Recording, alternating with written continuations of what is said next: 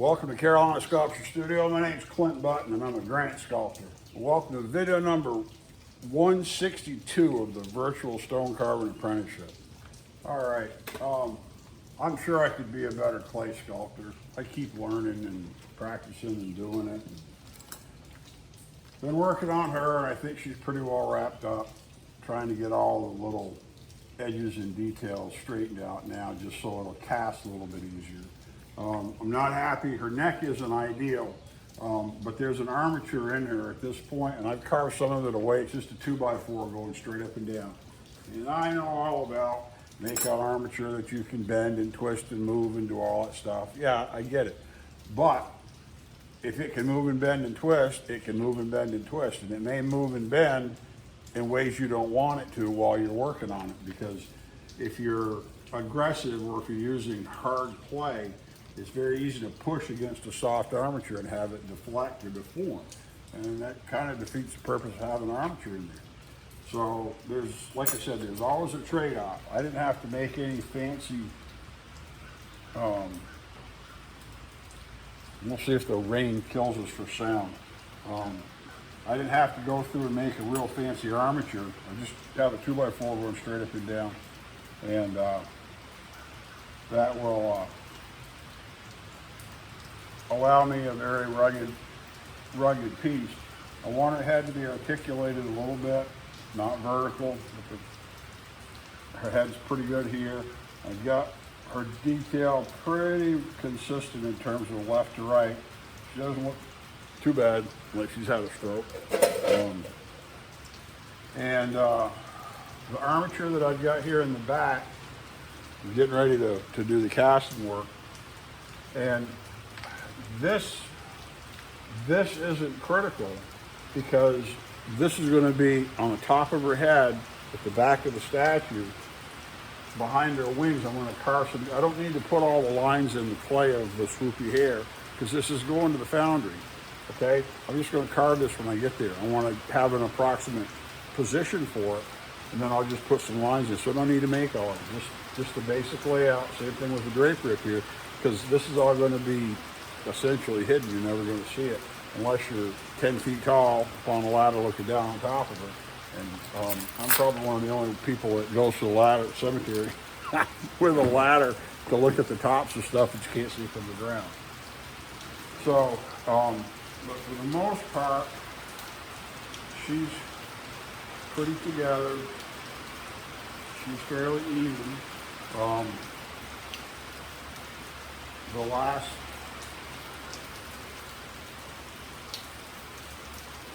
real significant work that I've been doing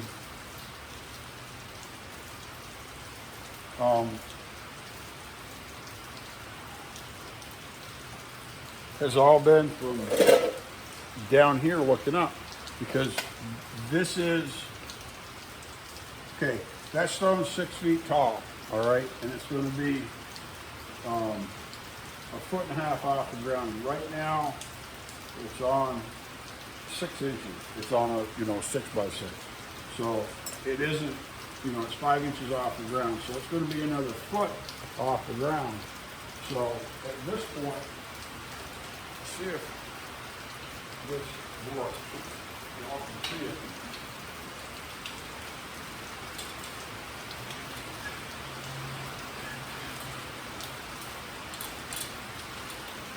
But at this point, I'm looking up at her face. Okay, her head is going to be another head taller. Basically, her head is 8 inches. Remember we talked about the face about 8 inches long.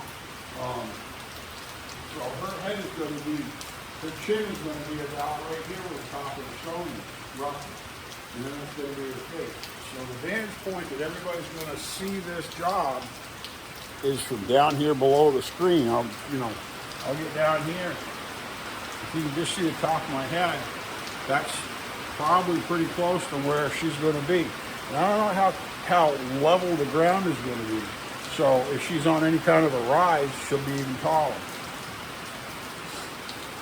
But I've been working from down here, trying to get everything into position I don't remember, I told you the story about Gilbert doing the clay, and I could tell looking at it right away what was wrong. He was a painter. Boy, he can paint. He's not a sculptor. And so it was real easy to see how things were in and out and not where they should be. So it's important to be able to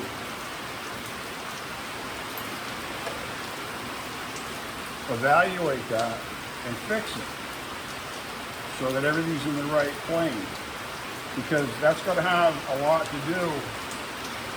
It's real easy when you start working on a stone or clay to just have stuff that looks very emotive, and you put a lot of, and when I say you, I'm talking about you, the sculptor, you, the artist, when they're touching it. And it's that siren song. You get so seduced. You get so sucked into it. Oh, she's so good looking. Oh, you're so handsome and strong. And you go home and you're so happy, and you come back the next day and they've been out on the town and they're big-eyed, drunk, hammered, hungover, hair's messed up, bags under, they're wrecked. Okay? You got to be able to step back and look at it. And that's been part of this process of reworking her, as I've been trying to work on her, but also do other things so that I can get enough done that I can get away from her, so I can come back and I can actually see what she looks like. Now there's some, I don't know if I want to call them tricks. There's some things that you do, just like I've been working down here, to look up to make sure that her eyes are in the same plane as far as the front of her eye and the front of her eye. They're the same distance forward. Now her neck, right now she looks like she's kind of squishing the neck. I'm going to cut some out of here. I can do that on the plaster, I can do that on the stone, it's easy. Her posture's okay, and what that's going to do is when I reduce this a little bit, it's going to lengthen her chin and it's going to make her look more relaxed, okay? Right now it looks like she's pulling her head back, but she is to a point. She's turning her head and she's looking. And so there's going to be a limit to how long her chin is. I've also got issues with the armature. There's some wood right here that I've taken some off, and I'll tune that up and make it look better. When you cut these jobs, when you lay them out,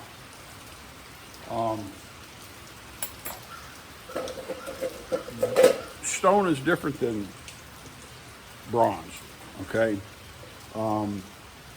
If you did this in bronze and you were going on here with your liver of silver, brush it all on in, take the big old propane tool, and you burn it and you darken it. So I like a chef taking and caramelizing a creme brulee or something like that, and you do it in a certain way to get a nice even color, or to get dark spots, or you do it wrong, you get really black spots, you got to take it apart and do it again if you can, whatever. But when you're doing the patina, we talked about this, I mentioned it with the gargoyle. I didn't put any fake color on it. After a decade out in the cemetery, he's starting to get dark in all these areas underneath, and that helps make the light colors pop a lot more, brings them forward. I'm not going to be putting a patina on this stone, but there's certain things that you do that you cheated a little bit, and that's part of what gives it the look that you want it to look. If I put too much detail as far as lines in her face, she's going to look tired, she's going to look old. And that's what I've mentioned about some of the stone, like using a jet black or something like that. That's a cool color. I'm trying to see how she looks in the video here. When you have the certain types of stone, they don't axe and close up. Let's see if this gets loud. And it makes all the lines on the face really obvious. Now, you can look and see I've got big old bags on the lines, okay? I've got, I don't want to look in a mirror and put this kind of anatomical detail on a stone unless I want some old dude, that's got bags under his eye. You'll typically cut her cheeks so that they round up to the eyes so she doesn't have bags. She's got a very full volume up to here. And what that does is as the light comes down, it will reflect off of the tops of her cheeks on her lower eyelid, and it will help illuminate her eyes, because granite doesn't absorb light at all. I mean, it just reflects it. It doesn't glow or soften in light. So if I can do that with her and put that physical feature there, that will help illuminate her eyes and brighten her eyes up and make her look a little more lifelike. One of the big benefits of doing clay is that you're going to go through all these stages, and you go through it with stone when you're carving it just as well. But you can reverse it and change it and fix it on clay. And so it gives you a little better heads up or opportunity as to what's happening.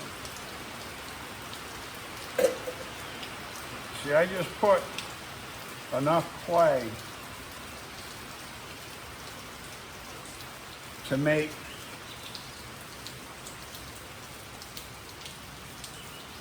the outer edge of her iris, just to create a shadow line. That's all I'm doing. I just want to create a little bit of a line. I'm not going to say it's a 90 degree. It's just an edge. It's just, instead of it being round, there's just enough of an edge that catches the light. I can have that edge there and that edge there, have them in parallel, and it makes it look like she's got eyes in there. She's not completely bald. The completely bald eyes, well, see, it's going to get loud. When you do completely bald eyes, that's okay, but if you do it in the cemetery, it doesn't always be taken as well, because they can look kind of creepy. And if you get it to where it looks like she's got real eyes in there, it's going to look better.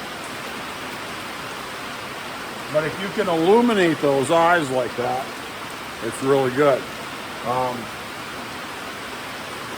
We also have to be careful with how I model her hands. Okay, I've got her hands with some definition in terms of the knuckles, so that you can see that there's knuckles. You got to be really careful, because you'll end up carving your stumpy, ugly, old, bent through the meat grinder hands on a pretty angle. That doesn't work.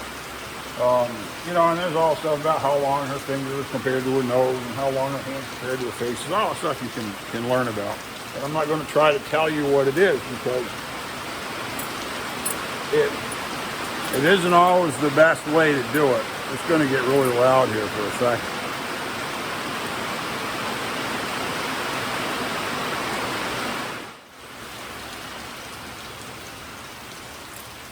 All right, quiet it down now. You don't want it to look too stark. By being able to put a little bit of clay on and take a little bit of clay off, you're going to see how easy it is to change her expression. Because it takes just a tiny amount of clay or stone in the corners of her mouth. The hard part isn't doing the lips. You can kind of do lips. That's not as near as hard. It's the terminations on the corner. The hard part isn't doing the eye necessarily. It's resolving the corners of your eye, these ends where things end and they merge into another detail, another anatomical feature. And because when you do, just say for instance, her mouth, you can take out a little bit too much volume, and all of a sudden she got this weird expression on her face. Her mouth is pulled in a way that doesn't look serene or plastic or happy or whatever. The same thing with the eyebrows. The arch of the eyebrows is critical. You'll get into, and you can't do, you have to suggest the eyebrows, because carving them in granite really isn't, it's pretty easy in marble to take a riffler or some abrasives and very carefully develop an eyebrow. With granite, with stone, you gotta carve it. And you're taking stone off pretty fast by comparison, compared to rubbing it or doing it with an abrasive. And so you're limited as to what you can take off, what you can develop, because it takes off stone so effectively with a chisel. And so we end up creating a structure that mimics the eyebrow, okay? We want enough of an arch here that, you know, she looks happy. She doesn't look angry. And that has a lot to do with the arch, with the end of the eyebrow, with how close they are, with the shape of the end of the brow, all that stuff. There's a lot of little tiny amounts of shape that go from being very happy, very comfortable, to anxious, to angry, to confused, whatever. And so we want to get this into I want to get this into a pretty balanced state to where she looks pretty relaxed. And by doing the clay myself versus hiring somebody to do it, I really go out of my way to model it in a way that can be carved, because it's really easy with stone, with clay, to put something together that, you know, it'd be nice if you could carve it like that, but it ain't gonna look like that in stone. Because of the energy you have to put into the stone in order to carve it. And we'll go a step beyond that to doing other kinds of stone, marble, limestone, whatever, that may be easier to do into super delicate structures. But the problems still remain, because if you put that out in the weather, out in the environment, to be just unattended, it can really go bad. And it's getting loud again. Let's see how this goes.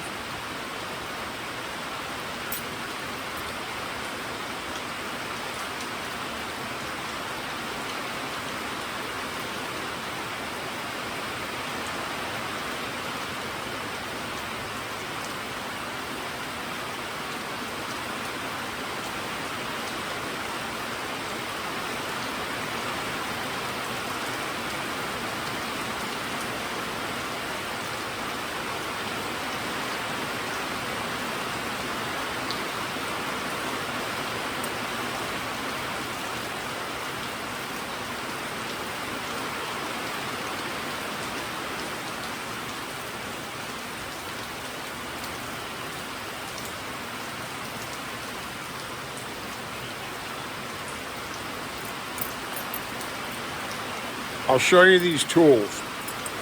These clay tools are the ones I use the most. There's some that I made. This is a small spatula. It has a curved end, and a square end. Okay, it's my little one. This is a similar tool. It has an even smaller spatula end. And then the other end is a point.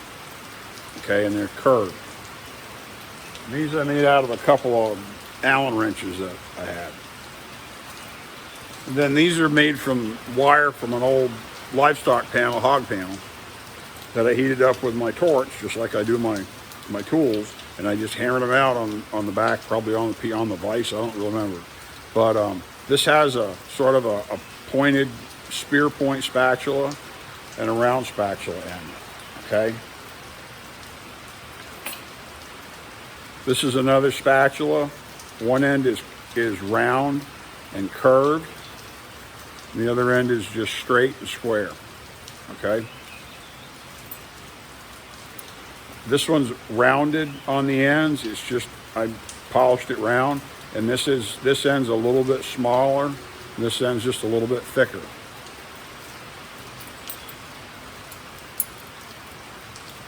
This one has a rounded spear point, and the other end has a ball. And this last one has a wide flat spatula, and then it has a curved blade spatula that I like a lot. But these are the ones, you know, I've got boxes of tools. I got a putty knife, and then I got a bigger meat knife. And I've got a few scrapers that I made from an old dull saw blade that was all buggered up. So I just cut it up, and I've got a couple of round ones.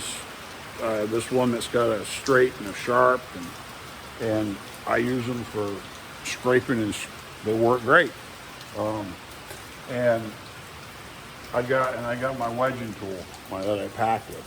This piece of boxwood just out of the hedge outside. You know, I got hedge next door at my mother's with a whole bunch of boxwood.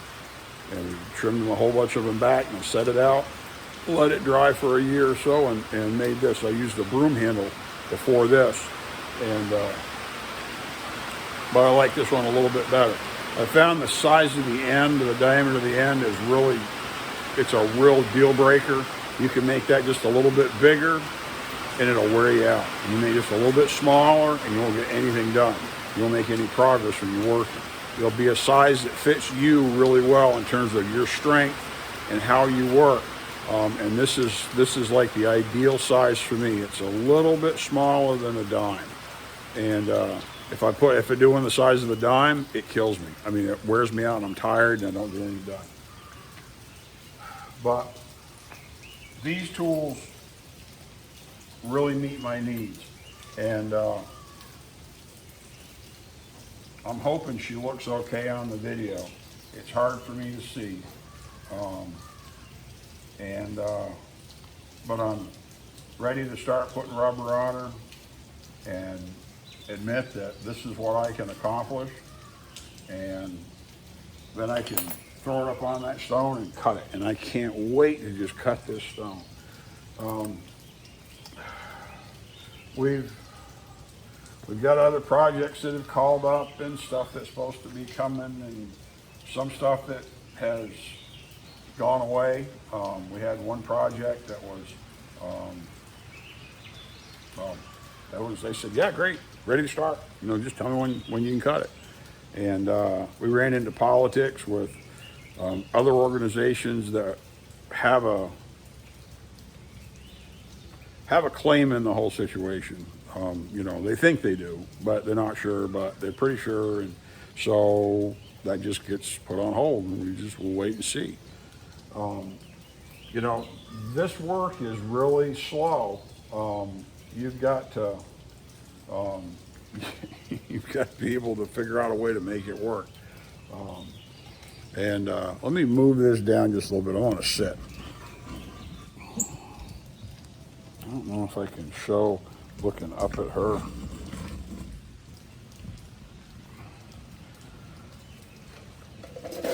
This is how she's going to look. See how that looks.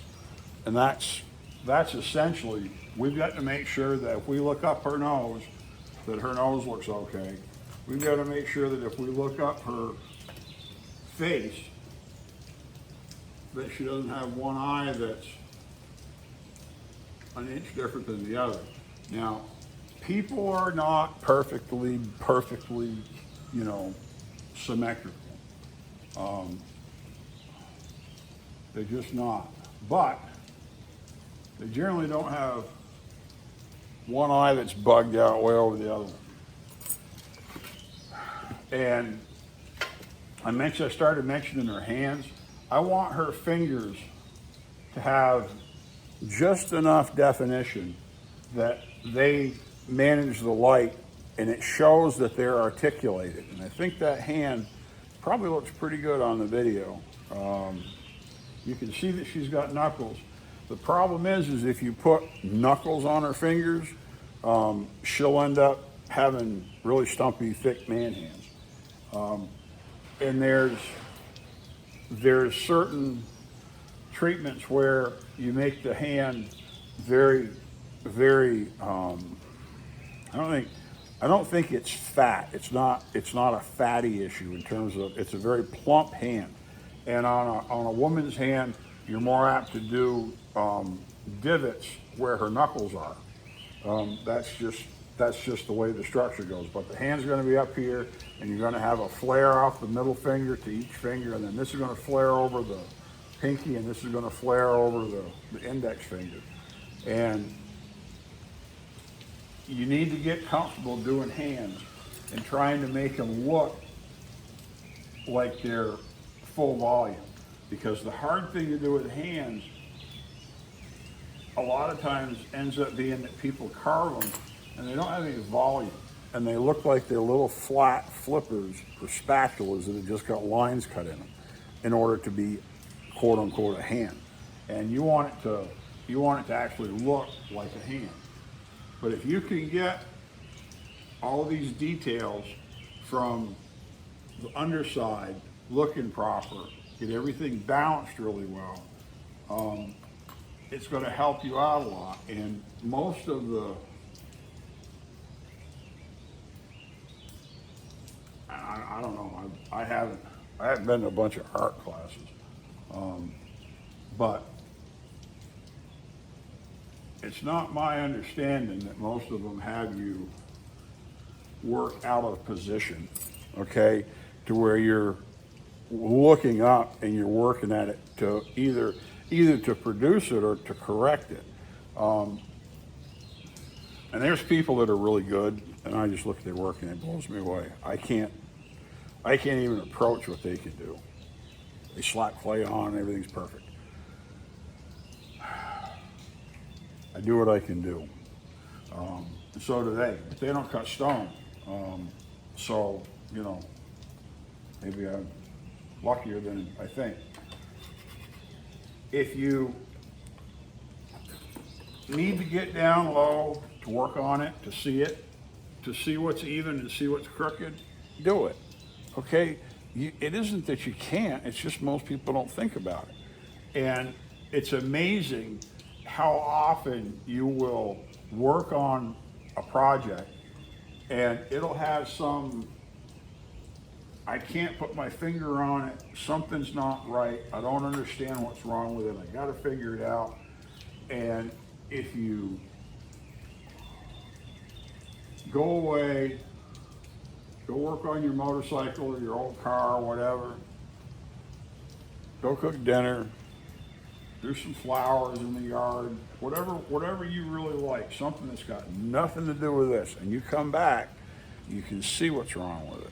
You can see where that discord is, where that visual noise that I keep talking about, because there's something there that you don't understand and it doesn't look right, and you need to fix it. This is a really fast way to find a lot of visual noise, because it's so, it just reveals things so easily if you can look at it and not be lulled in by the whole siren song. Because you'll have one side of the mouth that's rotated like this, you'll have one eye that's up and one eye that's down, you'll have eyes that are really cocked to one side, stuff like that. And a lot of that happens as a result of the modeler trying to put emotion or expression into the design. And you'll start seeing that little bit of life energy that creates that visage that you're looking for, you know, so that it looks like they're happy or they're sad or they're confused. And you'll accentuate it, you'll exaggerate it, and the next thing you know, her eyes are rotated this way, her mouth is rotated this way, And when you look at it from down here, you're like, oh wow, man, that ain't good. I gotta fix it. So keep that in mind, all right? And but we'll wrap this up, and I don't know. I'm going to try to do some video of the silicone, but it's really hard to do it because it's so messy with the camera. To turn the camera on and off when you're wearing a whole bunch of silicone, it doesn't always work. And if my hand's wet, to keep them clean, it won't pick up on the screen to turn the video on or off. So we'll see. But anyways, I'm way ready to. I've been trying to get this all tuned up so that everything is put together and everything is captured. And I've got a small web right here. And when I get ready to cast this, I'm going to take this web off, at least up to this top ring here. And then even if I need to leave it on to cast it, I can take it off after it's cast in hydrocal. Just clean it right off. Just like I'm going to do with her neck. I'm going to fix her neck and take it back to about, take probably almost half an inch off where that board's sticking out. And that's going to help her look a lot more relaxed.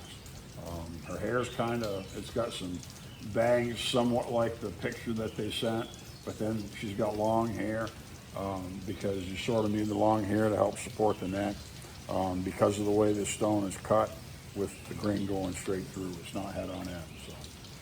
But anyways, I think that's probably pretty good for this video. So my name's Clint Button. I'm a granite sculptor here at Carolina Sculpture Studio with the Virtual Stone Carving Apprenticeship. Thanks for coming in.